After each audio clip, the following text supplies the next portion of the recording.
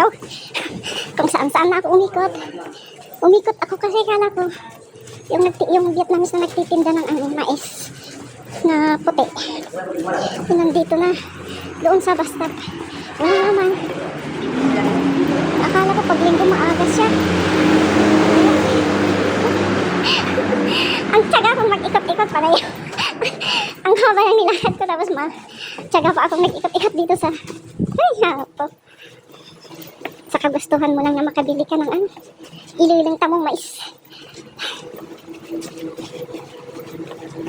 Pero sa pag-iikot ko, nakabili ako ng ng kalabasa, isang ulo.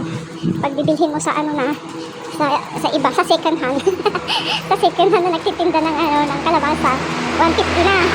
Kaya nadaptas ko pa si Vietnamese doon na nagdi-distribute ng mga gulay-gulay niya sa mga stores na nagtitinda ng gulay.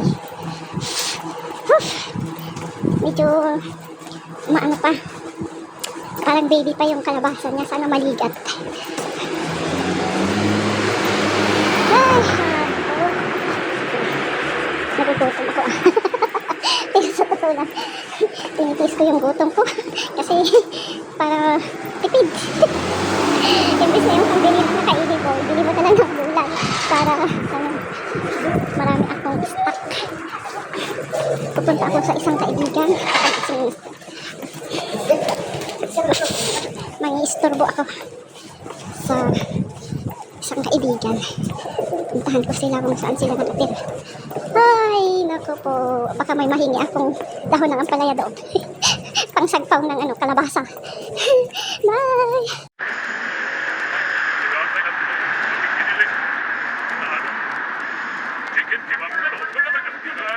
Imbis na bumigyan ng bayan hanging ipipit at bago. Akala ko fish naman yung naging ako. Uy, malabo na ba ang aking paningin? Fish ang tungkot ka ba sa hindi ba na? Fish, di ba? Pero beef daw naman pala yung fish na yun. Ay, ako ba't ka hindi ba sa meaning? Beef. Ano magaling maintindihan ay kung poker yun. Naglagay sila ng kakain. Alaala ng king.